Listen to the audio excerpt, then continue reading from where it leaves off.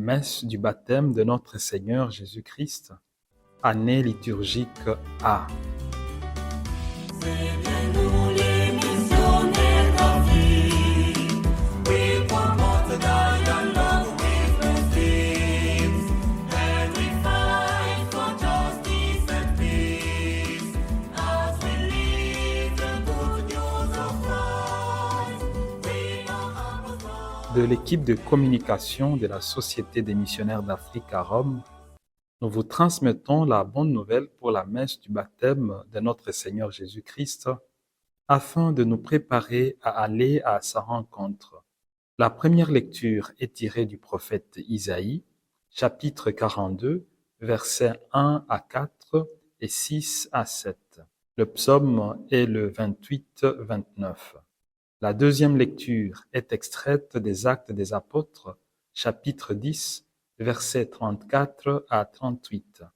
Enfin, l'Évangile nous est donné par saint Matthieu, chapitre 3, versets 13 à 17. Nous vous proposons à présent un texte de notre confrère Marcelin Moubalama pour nous accompagner au Jourdain. Frères et sœurs, aujourd'hui nous célébrons le baptême du Seigneur, un moment clé dans l'histoire du salut. Imaginons la scène au Jourdain. Jésus descend dans les eaux troubles et soudain, les cieux s'ouvrent.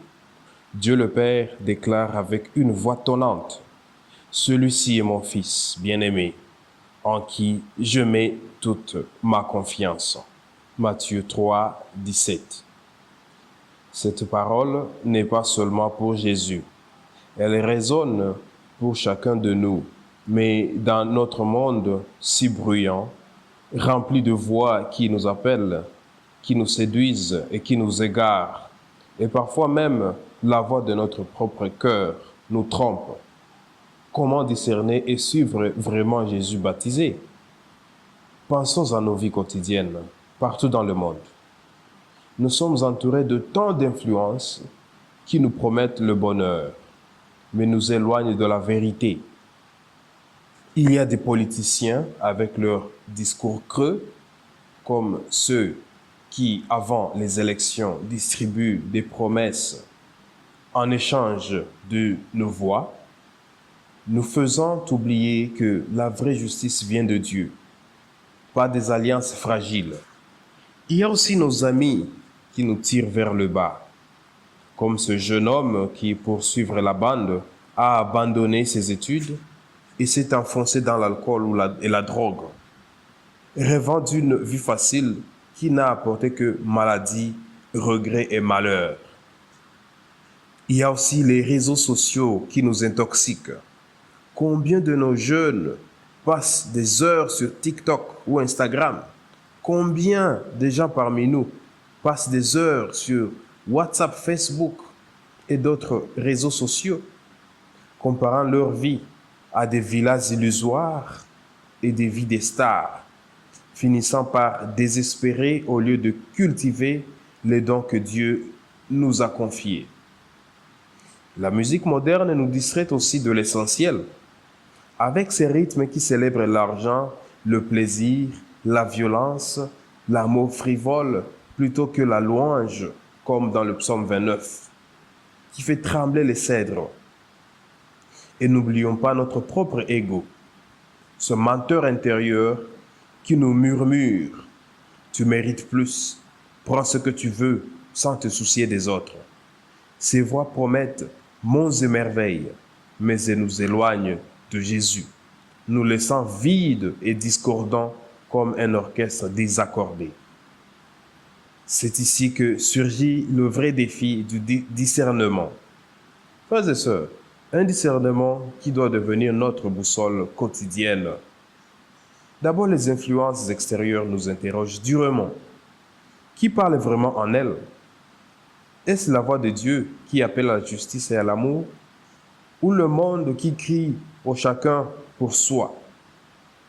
Je me souviens d'une sœur de paroisse tentée par un emploi bien payé, mais dans la nuit, où l'argent coulait à flot, mais l'âme se noyait dans le péché. Elle a discerné, prié et choisi plutôt d'enseigner le catéchisme aux enfants, trouvant la vraie richesse. Ensuite, nos choix quotidiens nous challengent. Reflètent-ils l'amour humble de Jésus ou nos ambitions égoïstes? Quand un mari maltraite sa femme après une dispute, est-ce Jésus qu'il suit ou qu'il écoute? Nos peurs et désirs profonds nous interpellent aussi. Sont-ils alignés sur l'Évangile ou dictés par la peur de manquer qui nous pousse à la corruption? Enfin, le bruit incessant du monde, les klaxons, les musiques de bars, les maquis, les discours politiques et même les ragots, nous poussent-ils vers Dieu ou vers le vide spirituel? Frères et sœurs, osons nous poser ces questions aujourd'hui. Quel bruit domine notre cœur?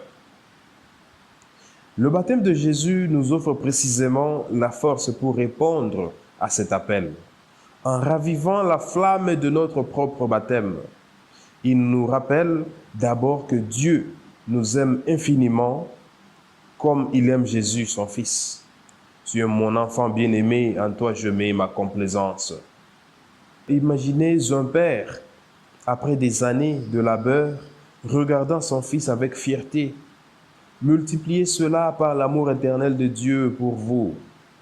Cette vérité a transformé la vie d'un jeune catéchumène que j'ai baptisé moi-même au Malawi. Un orphelin abandonné, il a entendu cette parole et s'est redressé, devenant artisan de paix dans sa communauté, ne comptant même plus les fautes de ses ennemis. Le baptême de Jésus nous encourage ensuite à rester fidèles au nôtre. Sommes-nous vraiment disciples de Jésus ou du monde discordant? Il nous dit encore, comme je suis oint par l'Esprit pour servir les pauvres et les opprimés, toi aussi, sois oint pour aimer et servir sans compter. Jésus s'est même identifié à nous, pécheurs en descendant dans les eaux du Jourdain. Face à cet amour fou, comment répondons-nous? Enfin, l'Esprit Saint qui descend comme une colombe sur Jésus descend aussi sur nous au baptême. Sommes-nous ouverts à sa conduite douce mais ferme ou la repoussons-nous par notre tiédeur? Et voilà que notre propre baptême se révèle comme un appel brûlant à la mission. Un envoi quotidien dans notre monde. Nous sommes tous enfants de Dieu, appelés à refléter Jésus dans nos familles, nos communautés et nos lieux de travail, que ce soit en ville ou à la campagne. Il y a une autre veuve que j'ai rencontrée après la mort de son mari. Elle était tentée avec les papas de son quartier, car elle était si belle et attirante. Mais elle me dit d'elle-même qu'elle couchait avec 10 des 12 qui la voulaient et fut tentée même d'avorter des jumeaux. Son baptême l'a poussée à pardonner aux responsables de l'accident, à tous ses papas avec qui elle a passé beaucoup de temps dans la débauche, mais qui ont finalement refusé l'enfant. Mais aussi, elle pardonna à celui qui causa l'accident et la mort de son mari. Et elle changea complètement sa vie. Et aujourd'hui, elle prie pour lui. Transformons la haine en lumière et changea de manière radicale. Chaque jour, notre baptême nous lance cet ordre divin. Va, aime, pardonne, sers comme Jésus. Le faisons-nous vraiment ou restons-nous assis dans nos églises comme de simples spectateurs? Notre baptême est un envoi missionnaire pour partager l'amour de Dieu dans un monde assoiffé, où la faim n'est pas seulement physique mais spirituelle.